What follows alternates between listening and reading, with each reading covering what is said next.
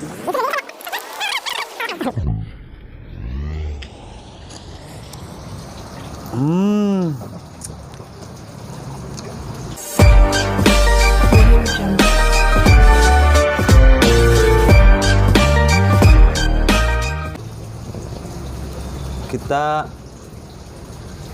hari ini ketemu dengan kawan saya, kawan lama yang lama tidak berjumpa ya. Kebetulan beliau sekarang sudah jadi pejabat. Pejabat apa? Jadi pejabat saya temukan di sini. Nah, sehingga rokok dulu lah. Nggak apa-apa. Tinggal nanti saya potong kok. Nanti. Tuh. Santai lah. Mas, ayo ngonten dulu mas. Baik, sampai jumpa lagi dengan channel Bung Fauzi, channel yang tampil di mana-mana dan juga aktif. Kita podcast, tapi podcastnya tidak memilih tempat ya. Semua tempat itu adalah podcast bagi kita. Jadi tempat selalu menjadi tempat favorit kami. Baik di ladang, di sawah, di kafe sekalipun. Dan kalau sekarang ini kita di ini ya, di pendopo area smoking Kecamatan Lawang. Kebetulan ada pejabat Lawang di sini. Pejabat itu. Baik kawan-kawanku, sebelum nanti kita tanya-tanya, kita kenalan dulu sama kawan kita yang di samping. Nanti jangan lupa ya, selalu tonton ya. Kalau mau bersama-sama membangun channel ini ya silakan di subscribe ya, itu karena itu penting dan itu gratis ya kan. Bukan hanya silahkan di subscribe, tapi wajib di subscribe.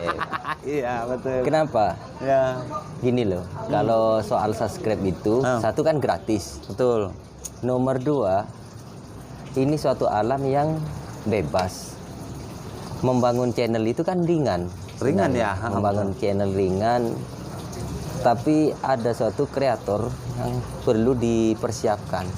Salah satunya seperti ini, mudah, tapi kadang tidak diperhatikan oleh orang, sehingga orang-orang itu membuat channel yang aneh-aneh, tapi jarang yang nonton. Jangan banyak yang nonton ya. Sebelum sana kita coba kenalkan dulu kawan saya ini. Silakan, saya beri kebebasan mau dibuat apa podcast hari ini.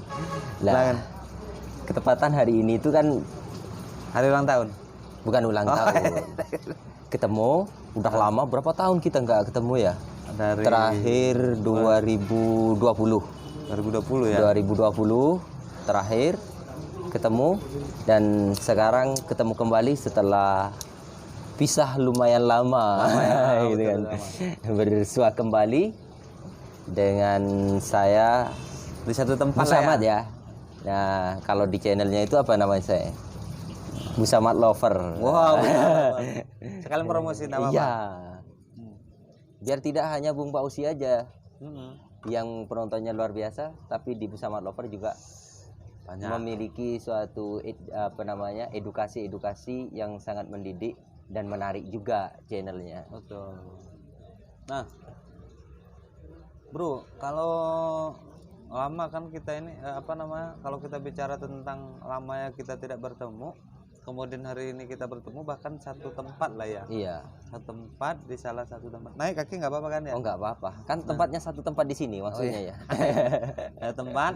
Nah kebetulan beliau ini seorang tokoh lah di salah satu tempat di daerah Kabupaten Malang. Coba ceritakan apa sih yang selama ini dikerjakan gitu loh. Lama kan kita nggak ketemu gitu loh. Dulu pernah ketemu di ini ya? Di kafe daerah Negaria. Oh bukan yang di ini, yang di Dieng, yang dulu ente punya usaha besar. Oh iya. Diingat-ingat nggak apa-apa. Pernah di situ juga kita ya? Iya pernah. Pernah di kafe juga. Ya selama ini kan kita memperjuangkan nasib masing-masing setelah kita lama berpisah, mulai dari pendidikan ya. Kampus lah ya. Kita dulu waktu jadi wakil terus presiden, setelah itu ya. kita menghilangkan jejak masing-masing, terus dan saat ini kita bisa bertemu kembali. Kembali. Dan itu pun ya tidak semudah yang kita bayangkan. kita akan bertemu di satu tempat yang sama walaupun beda aktivitas ya. Kalau saya selama ini kan lebih banyak di salah satu pekerjaan saya itu di salah satu PT lah di Bangka Belitung. Namun dengan apa namanya tuntutan ya, bagaimana saya harus ada di wilayahnya sendiri di Jawa Timur. Di satu sisi saya harus mengaktifkan media kembali seperti YouTube gitu kan.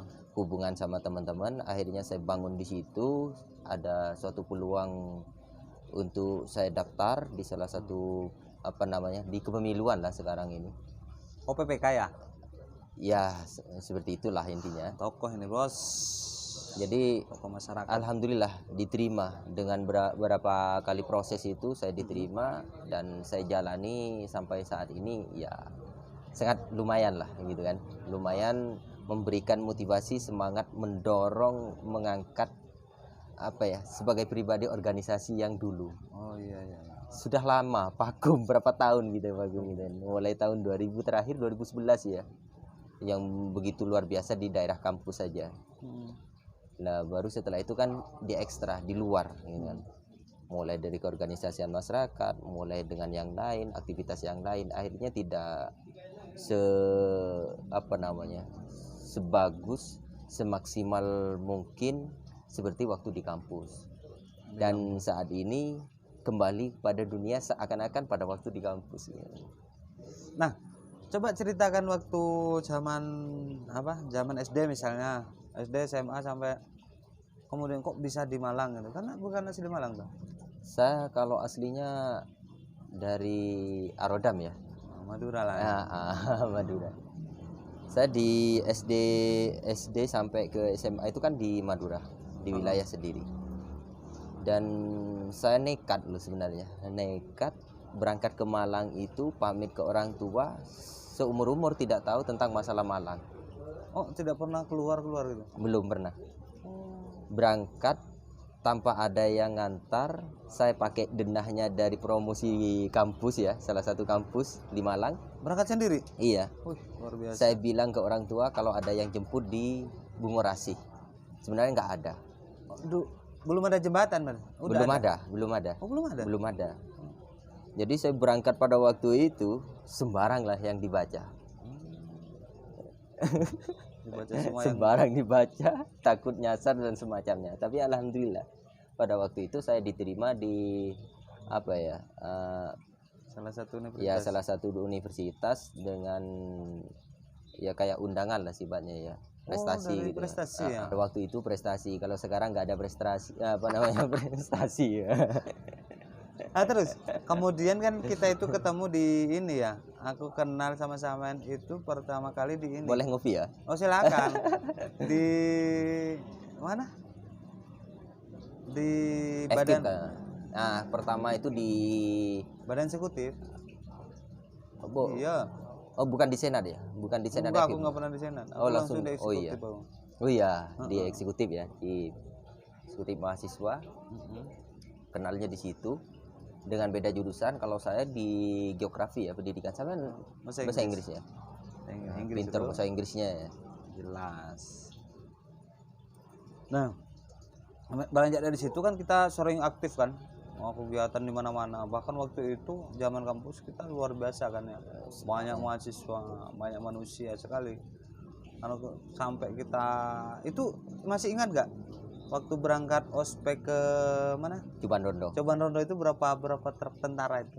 Itu ada 10-an kalau nggak 10 ya. 10-an ya pokoknya. Sampai macet dari ini ya. Iya.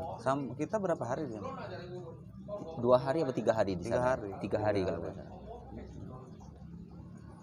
Belajar organisasi di situ. Tapi selain itu ikut kan banyak organisasi ente itu.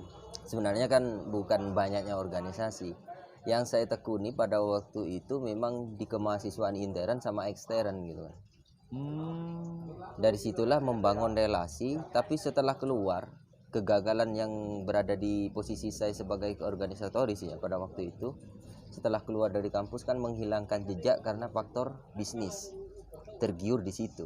Oh, ente bisnis ya. Nah, sedangkan adik-adik saya sama teman-teman saya itu dia fokus di organisatoris, dan alhamdulillah saat ini luar biasa semua. Ini sama ya, ente kan juga luar biasa. Jadi Belum. pejabat di kecamatan itu luar Belum. biasa. Ini nanti. Nah, lu untuk apa namanya, kalau saya lihat kan ente sudah kembali kepada Dunia. kitohnya ya. Kitohnya ya. Kembali kepada kitanya sebagai aktivis ya. Aktivis tulen ini. Semua diikutin dulu. Dan bahkan saya juga belajar dari beliau, kalau beliau dulu Presma. Sama. Presma juga. Sama-sama belajar. Nah, hari ini kan kembali bekerja mengabdi terhadap ya negara lah ya. Iya, negara. Mengabdi Jadi untuk negara. artinya kan tidak jauh dari apa yang pernah dipelajari waktu Iya. itu. Ada kesulitan nggak yang kemudian menyempitkan pikiran kita seperti ini gitu? Tidak ada yang kesulitan. Oh, tidak ada ya. Kecuali pertama ya. Mungkin 1 bulan pertama itu bingung apa yang mau dikerjakan. Maksudnya karena pada waktu itu saya punya tekad gimana caranya diterima. Tapi setelah diterima nggak tahu mau ngerjakan apa. Awal-awal. Karena diibaratkan itu kan ada tahapan proses sebenarnya ya. Kalau di tingkat kayak gitu itu ada di tingkat paling di bawahnya desa itu kan ada. Di tingkat desanya ada, baru di kecamatan. Nah, di bawahnya belum ada, saya langsung naik di atas itu, Langsung di naik tingkat kecamatan ya. kecamatan. Jadi bingung pertama Mau dimulai dari mana gitu kan. Apalagi divisinya itu pengawasan dan hukum. hukum ya. Tapi hukum ente kan udah ini. Tapi setelah 1 bulan dengan adanya banyak kegiatan, tidak ada yang sulit. Karena itu kan ilmu itu adalah praktek. Ketika udah dipraktekkan dengan keadaan udah pasti diketahui. Oh iya, betul. Nah, kalau bicara sosialisasi dengan masyarakat, kalau dulu kan masyarakat bebas lah ya. Tapi kan pasti tidak jauh dengan birokrasi lah. Artinya Memang tidak jauh dan melekat. melekat. Artinya pasti ada perbedaan dong. Perbedaannya mungkin di satu sisi, kalau dulu kita zaman di kampus misalnya ada rektorat dan sampai ke bawah. Nah, tetap membawahi kan karena eksekutif dulu. Nah, kalau yang sekarang kan beneran nih. Ya. Ada nggak yang kemudian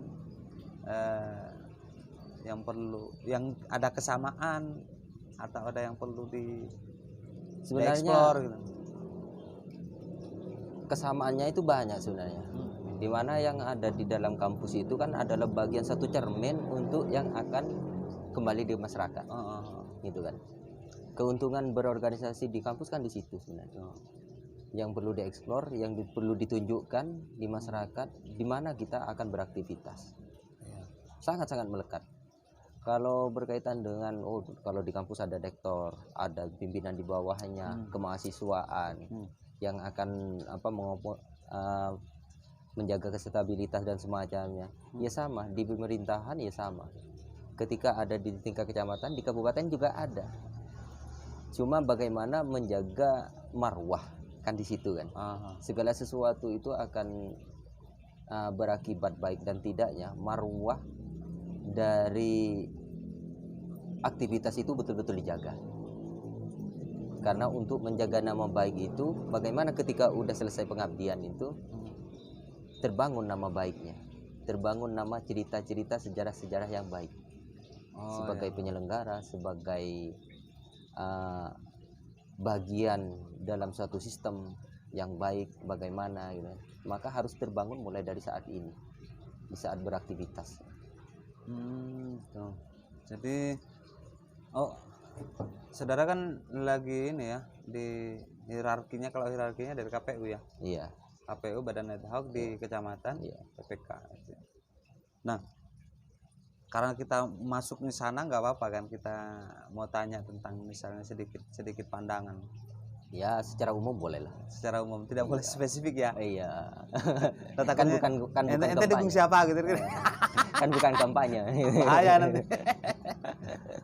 Nah, untuk tahun 2024 ini kita kan berbicara pemilu ya.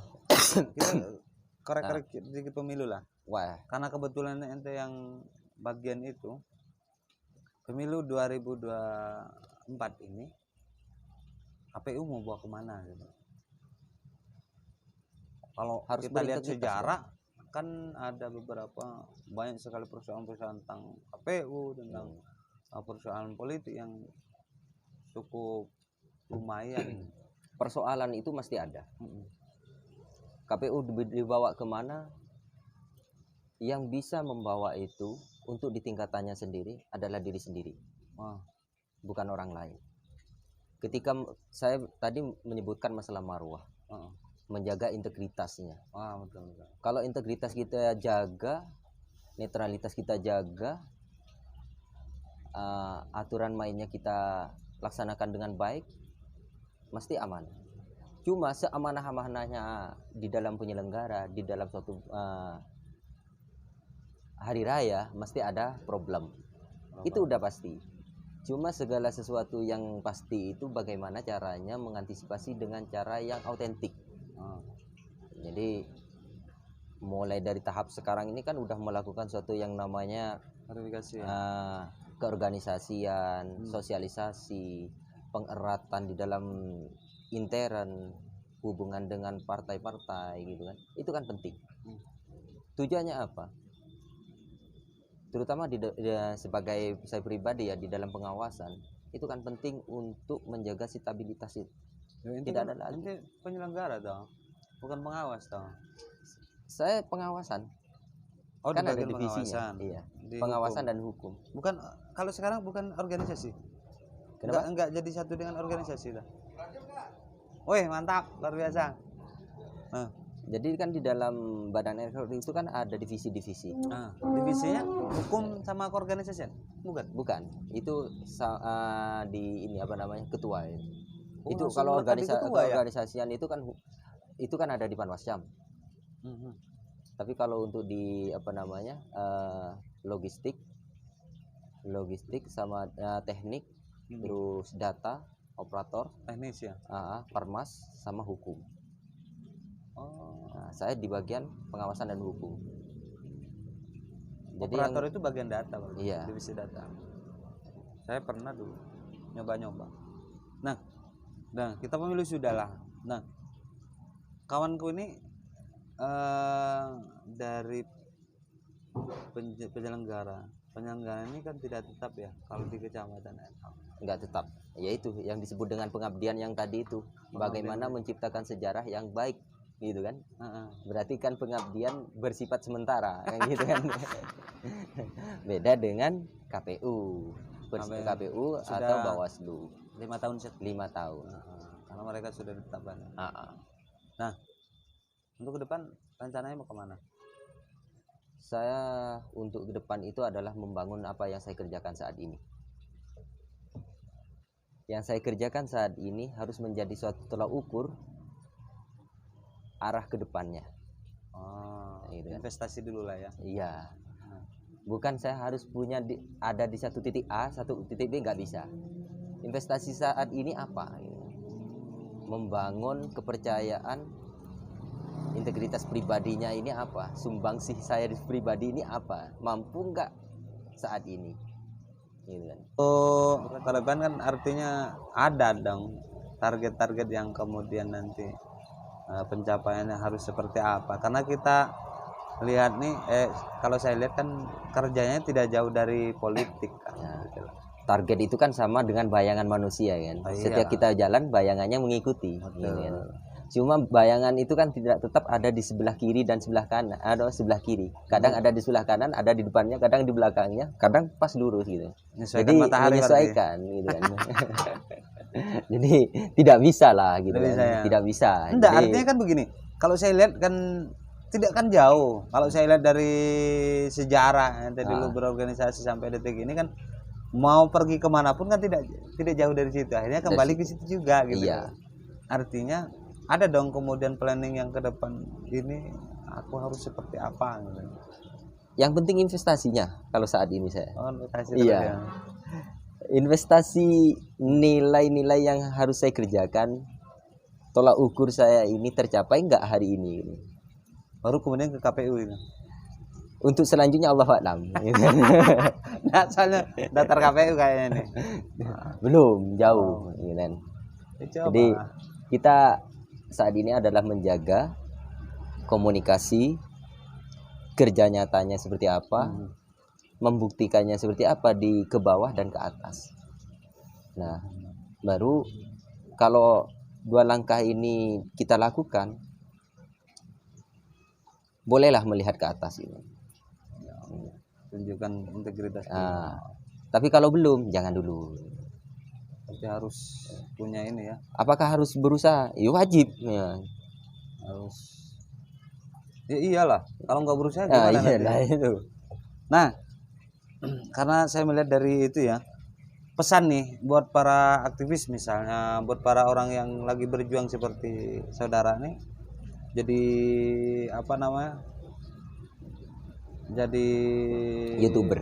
penyelenggara. Oh, jadi YouTuber juga. Ya? Oh, iya. Dan kawan-kawan jangan lupa ini beliau ini juga YouTuber juga. Bersama lover. Lovers apa lover? Lover. Kalau lovers nanti terlalu banyak dengan yang lain. Nggak apa-apa kalau subscribe. Ya. Nah, ada nggak yang kemudian kalau pandangan umum ya, tidak hanya sebatas kerja tadi di bidang politik misalnya, nanti untuk masa depan nih, kita kan berbicara bagaimana hidup kita ya, kita tadi investasi kan. Nah, investasi kita kan tidak mesti harus duduk di satu tempat yang harus kita inginkan. Tidak misalnya. ada posisi yang nyaman. Tidak ada posisi nyaman dimanapun. Hanya memang kalau kita dikaruniai tempat, kita di situ gitu lah. Enak-enak di situ. Nah, pandangan yang untuk mereka itu bagaimana? Apakah mereka harus misalnya, oh itu kan jurusan FKIP nih, FKIP geografi misalnya, kok nggak jadi badan riset dari BMKG misalnya. Nah, itu kan juga loh, jurusannya ini kan, apakah harus stuck di situ, atau orang kawan-kawan nanti yang masih ingin maju itu harus seperti apa gitu? Sebenarnya nggak kayak gitu. Banyak profesor aja, profesornya di bidang ahlinya A, pindahnya di C, bukan di B lagi, di C. Bahkan ada yang pindahnya di Z, gitu kan. Sama dengan saya pendidikannya di geografi. Loh, kenapa kok nggak sebagai guru? Setidak-tidaknya kan ke sana. Nggak usah ke riset gitu kan. Riset itu adalah langkah B yang umum sifatnya. Sama dengan hal yang orang lain yang dialami. Banyak sebagai profesor, sebagai insinyur, langkah rezekinya, langkah perjuangannya berbeda. Yang menentukan itu kan adalah semangat dirinya dari awal. Ketika kita berada di kampus kan udah diajarkan pendidikannya seperti ini, multikulturnya kayak gini, menghadapi orang lain dengan seperti ini kan. Yang menjadi semangat itu adalah bagaimana berjuang di kampus ini tidak hanya sebatas sebagai pendidikan, sebagai menimba ilmu yang sifatnya disiplin tersebut. Contohnya di bahasa Inggris, disiplinnya dari bahasa Inggris terus ya. Tapi mencari jalan keluar untuk menambah yang lain. Karena rezeki itu tidak tentu dari satu disiplin, tapi dari disiplin-disiplin yang lain. Seperti halnya saya, loh kok nggak di geografi, sekarang kok adanya di wilayah yang sangat jauh dari titiknya, ya gitu kan, logikanya ke sana lah. Karena saya menekuni dari awal itu adalah disiplin melakukan suatu kegiatan, sesuatu organisasi di kampus dan diaktualkan di masyarakat dengan cara memperjuangkan. Sangat penting organisasi di kampus itu sebagai tolak ukur pandangan ke depannya sebenarnya. Contohnya sekarang orang setiap tahun belajar disiplin bahasa Inggris, geografi dan semacamnya itu kan. Tapi kan banyak yang nganggur. Dan hanya sebagian dia sukses. Nah, bagaimana mengatasi pengangguran sebagai orang yang terdidik? Ketika kita tidak bisa jebol, tidak bisa memenangkan suatu perjuangan di disiplin tersebut, setidak-tidaknya mampu memperjuangkan dan bisa lolos di suatu tempat yang lain sebagai perjuangannya. Dari mana untuk bisa mendapatkan itu? Belajarlah dari kampus. dari hal yang paling kecil, organisasi. Organisasi Baginda. penting berarti ya. Sangat penting karena di situ akan mengetahui suatu karakter. Karakter akan terbangun di situ, baik yang kasar, halus, baik, tidak, akan terbangun di situ. Dan pola-pola itu akan terbangun juga di situ. Dan jiwa saya sebagai anak orang petani ya, Sama lah kalau itu. jiwa saya itu terbangun karena saya bukan orang mampu yang tidak mendapatkan jatah khusus dari keluarga setelah saya dewasa. Saya harus memperjuangkan diri. Lah bagaimana memperjuangkan diri? Ya semangat. Harus survive ya. Iya, semangat yang luar biasa mulai dari titik pendidikan ini. Kalau udah di masyarakat dibenturkan dengan banyak problem, dibenturkan dengan banyak persoalan ekonomi, persoalan masyarakat, siapa yang bisa mengatasi kalau bukan dirinya? Itu aja. Tapi begini, beruntungnya bahwa kita ini tidak diwarisi tanah saja misalnya gitu, tapi kita diwarisi jasa yang kemudian ada tersisip ilmu, pengetahuan dan lain sebagainya. Itu yang luar biasa. Luar biasanya dari situ. Dari seorang anak petani yang punya cita-cita tinggi diiringi dengan semangat. Diiringi dengan semangat. Dan harus untuk orang-orang yang ya ekonominya keluarga besar, ekonominya menengah ke bawah ya, terutama ke bawah punya cita-cita semangat ingin kuliah. Selama semangat itu ada, saya yakin itu ada jalan. Bahkan waktu kuliah untuk bisa menghasilkan sesuatu itu sangat ada. Pernah dapat beasiswa kan kita? Kalau beasiswa itu kan bagian dari kampus, jadi nggak bisa diituin lah. Gitu. Siap. Jadi kalau kayak beasiswa itu nggak usah dibicarakan. Ada suatu semangat lain selain dari situ. Ada suatu kreativitas ya. Contohnya pengalaman pribadi ketika saya pada waktu di kuliah, saya print-printan di kampus itu pada waktu itu satu lembar berapa? 500 pada waktu itu. 1000 ya. 1000 apa 500? Yang warna 1000. 500 kalau nggak salah. 500. Ingat saya 500. Dan saya modalkan itu laptop kecil sama printer. Yang netbook. Yang hitam itu ya. Canon kalau nggak salah itu. Hasil dari BM. Tidak lah gitu kan. Oh enggak. Jadi pada waktu itu saya buat print-printan dari anak-anak satu kelas ya. Yang pingin ngeprint kalau di tempat saya 350. Banting harga. Lumayan buat beli beras, buat beli ini kan lumayan gitu kan pada waktu itu. Buat tehnya adik-adik organisasi. Kalau pada waktu ini kan tempat komisariat pada waktu itu di tempat saya sendiri. Oh iya. Jadi luar biasa lah pada waktu itu. Kalau print terus ngetik itu di luar kan kalau agak ribet itu kan lebih dari 1000. Saya full 1000 rupiah. Mau ribet apa enggak terserah pokoknya. Iya. Disitulah bisa menghasilkan. Terus kalau untuk saat ini untuk yang lain kayak kos-kosan itu agak susah ya, agak berat ya. Kalau waktu saya itu mungkin karena rezekinya ya, doa dari keluarga orang tua. Jadi saya punya 2 teman, saya ngontrak 4 kamar pada waktu itu murah. Saya buat kos-kosan, 1 kamar dibuat bertiga, 3 kamarnya dibuat kos. Dimodali di awal. Jadi orang itu ngontrak selama 2 tahun saya punya kos-kosan. Oh punya kos-kosan? Ngontrak tapi dikoskan juga? Iya. Pada waktu itu. Tapi kalau sekarang kayaknya nggak bisa ya, karena budgetnya agak lumayan mahal untuk kontrakan sekarang. Dan ketika dikoskan kayaknya agak ada kesulitan di harga. Sehingga untuk mencari hasil itu kalau saat ini agak berat lah gitu kan. Tapi nggak tahu lagi karena semua itu tergantung dari keinginan mahasiswa dan banyak kreativitas kayak yang dilakukan adik-adik organisasi, banyak pokoknya aktivitas yang bisa menghasilkan. Sebagai perjuangan itu adalah bagian dari modal kemandirian. Tidak hanya mengandalkan dari orang tua, tapi kemandirian. Ya terserah, yang penting bagaimana caranya yang baik. Yang penting halal kan? Halalnya gitu kan.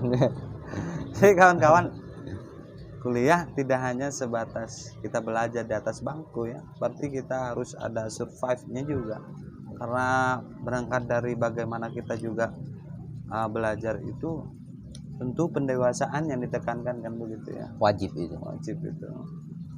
Nah kalau saya lihat kan sekarang beda nih, kalau sekarang nih, kalau mahasiswa sekarang misalnya mau dapat uang gampang kan, dengan ada TikTok misalnya. Bisa nggak kira-kira? Kalau dari TikTok kayaknya ya dari TikTok Shop Bisa kan bisa lah. berjualan online. Sekarang kan musim-musimnya zaman online gitu kan. Tapi kan orang jualan di TikTok itu banyak pesaing yang luar biasa di situ. Jadi kalau masih dari awal itu membutuhkan hal yang sangat luar biasa sebagai perjuangan. Harus ada modal lah intinya. Nah, bicara digitalisasi, untuk mahasiswa lah, misalnya untuk aktivis hari ini sampai ke masyarakat umum, apa sih yang kemudian pesannya supaya kita ini bisa mampu mengimbangi globalisasi? Karena kan saya lihat sekarang ini kan hampir semua didigitalisasi kan begitu. Semuanya. Kalau kita tidak mengikuti itu kayaknya kurang gitu. Kalau Ketinggalan. kita mungkin dulu menjadi aktivis, kita bekerja sebagai aktivis tapi kita hanya berkomunikasi dengan beberapa media misalnya. Media. Kalau hari ini itu kan pun media harus bayar gitu. Nah sekarang ini medianya gratis. Nah gratis. Di era saat ini semua mahasiswa itu dituntut adalah digitalisasi.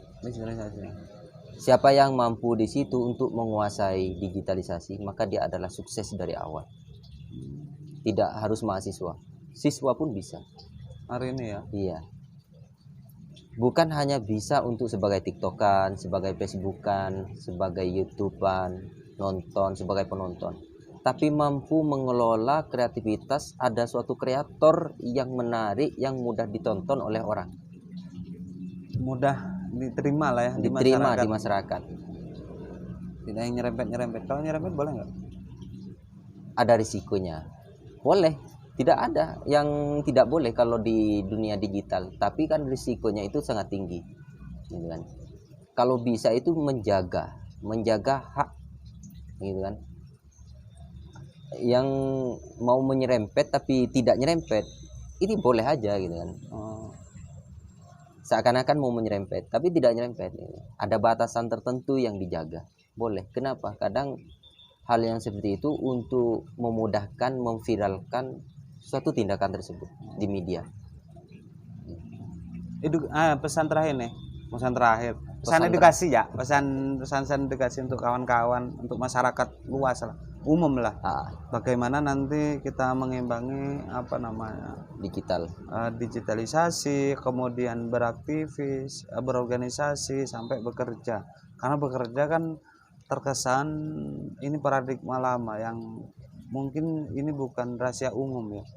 Kalau tidak kenal itu tidak ini, kalau kemudian tidak keluarga tidak masuk. Nah itu bagaimana merubah paradigma itu supaya kita tidak ada hanya ketergantungan di satu sisi.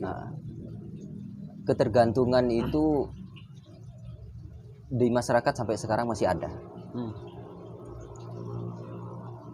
Mencari keberuntungan itu sangat luar biasa juga. Dari setiap orang yang tampil, yang keluar dari perguruan tinggi, dari SMK dan semacamnya untuk mencari pekerjaan itu, waduh luar biasa. Tapi tidak semua itu diterima. Dia terkesan kalau bukan anaknya pejabat, bukan anaknya hal-hal tertentu, ya tidak diterima. Sebenarnya bukan di situ. Poinnya bukan di situ. Apa yang dijadikan investasi saat ini, arah ke depan itu sudah ditentukan mulai investasi saat ini. Contoh, seorang yang SMK, dia ada kreativitas tertentu di dalamnya. Lakukanlah apa kreativitas itu yang berkaitan erat, yang berhubungan erat dengan media. Misalnya untuk media misalnya. Bukan hanya sebatas media ya. Banyak orang disebabkan oleh media ini terangkat. Oh ya, viral lah ya. Sekarang logikanya sederhana. Kayak di komputer aja, bukan orang TNI, dia mendapatkan apa sekarang ini? Ya, kayak gitu kan. Angkat ya dia. Heeh. Disebabkan oleh apa? Media kan? Media. Karena dia mengupload tentang masalah nama harum TNI. Tapi dia pinter, Pak. Nah, iya. Orang yang pintar bisa dicontoh oleh orang-orang yang akan siap menjadi pintar. Kita itu kan berasal dari orang yang bodoh, tidak tahu. Tapi bagaimana untuk bisa tahu? Kalau cita-citanya selangit, setidak-tidaknya ada di tengah-tengahnya langit, gitu kan? Sejatuh-jatuhnya. Kalau saya di antara bintang-bintang. Nah, kalau ada di Dari Bung bintang-bintang. Karno, Ya. Jadi mau di bintang-bintang mau di apa? Ya, setidak-tidaknya sejatuh-jatuhnya gitu. Kan kita berbicara ada jeleknya gitu. Betul. Sejatuh-jatuhnya gitu. Berkaitan dengan media ini adalah suatu hal yang sangat penting untuk dikuasai pada saat ini. Sebagai jati diri bangsa tidak lepas dari yang namanya media saat ini. Tapi yang Kalau edukatif dulu ya. harus edukatif. Makanya batasan-batasan itu tadi kan udah disebutkan. Batasan itu penting untuk menjaga nama baik, menjaga bahwasanya kita itu sebagai orang yang mengedukasi orang itu, memberikan informasi kepada orang lain itu adalah bermanfaat. Intelektualnya. Nah, sekarang kan banyak media yang akan merusak moral. Itu harus dijaga. Tapi nggak viral, Pak, kalau yang sifatnya edukasi itu. Makanya yang edukasi itu yang seperti apa dulu gitu kan. Kalau edukasi yang monoton ya tidak akan viral. Contohnya aja orang belajar BABA itu aja viral berapa ribu, berapa juta ditonton. Kan ada edukasi tertentu yang menarik perhatian. Nah, seperti itu harus dipelajari. Kita sebagai saat ini contohnya lah kita sebagai YouTuber tidak bisa dengan mindset pribadi. Nah, ya. Tidak akan berkembang. Mindset pribadi itu adalah keterbatasan yang sangat luar biasa. Tapi mindset kita itu harus terbuka mencari peluang dari media-media yang bermanfaat lainnya. Harus membaca pola, sifat, tindakan yang ada di media itu apa di dalamnya. Sehingga kita bisa meniru. Hal yang meniru inilah yang disebut dengan eksternal. Menggaitkan pola pikir pribadi dengan pola pikir yang dari luar. Jadi barometer percontohan ya. Untuk percontohan ya. Iya. Supaya kita lebih Mengangkat. bisa ini ya. Bahkan sekarang tentang masalah pendidikan aja, kalau dulu kita pakai buku kan, Iya. buku ke perpus pinjam sampai sekian, lambat kita kena denda gitu kan. Oh iya. Nah sekarang tinggal googling udah ketemu, lebih mudah. Tapi dengan googling lebih mudah saat ini belum tentu membuat orang lain itu lebih pintar. Kalau dia sering membaca maka lebih pintar. Tapi kalau googling, oh ini pas, langsung copy paste sebagai jawaban, itu akan lebih bodoh. Kurang ini ya. Kurang efektif. Kurang efektif Ya. juga. Iya betul. Jadi dibutuhkan yang namanya keseriusan. Ya, keseriusan menekuni di suatu hal itu tidak semudah yang kita bayangkan dengan hal mudah viral. Kecuali kita berbuat salah, gampang viral. Tapi untuk yang edukasinya bermanfaat, tidak semudah yang kita bayangkan untuk bisa viral, kita untuk bisa menghasilkan. Tapi dengan adanya edukasi-edukasi tertentu terkait dengan alam, terkait dengan pendidikan, terkait dengan masalah berorganisasi, lambat laun mesti berkembang. Saya yakin di situ. Dan itu bisa menjadikan suatu masukan yang baik untuk pribadinya. Ya. Dan hal ini bisa menjadi suatu peluang mengantisipasi terjadinya pengangguran. Media ini adalah salah satu usaha kan, usaha untuk mengantisipasi yang namanya pengangguran dengan bekerja di rumah di tempat yang bebas tapi bisa menghasilkan, yaitu kreator. Nah, tapi contohnya salah satunya adalah Bung Fauzi adalah salah satu kreator YouTuber. Seperti ini adalah suatu hal yang sederhana. Wajib di subscribe. Subscribe itu kan gratis, like itu gratis, komen itu adalah bermanfaat. Gitu kan. Betul itu, aku sepakat kalau yang itu. Baik, itu yang disampaikan oleh kawan saya, Bung Bu Samad ini kawan saya yang sangat edukatif sekali penyampaiannya berkaitan dengan apa tadi. Kita bukan hanya bicara tentang media, tetapi juga bagaimana kita improvisasi dalam dari berbagai hal. Terus kita belajar juga apa namanya, tidak boleh idealis ya kalau dalam dunia pendidikan. Dunia digitalisasi juga tidak boleh idealis. Untuk mengetahui banyak hal kita harus mudah apa namanya, fleksibel ya. Fleksibel, kita belajar, kita mencari tahu. Jangan merasa lebih tahu sebelum kita mencari tahu. Bahkan kalau kita tahu juga kita tidak perlu ini ya. Itu adalah bonus. Iya, bonus itu.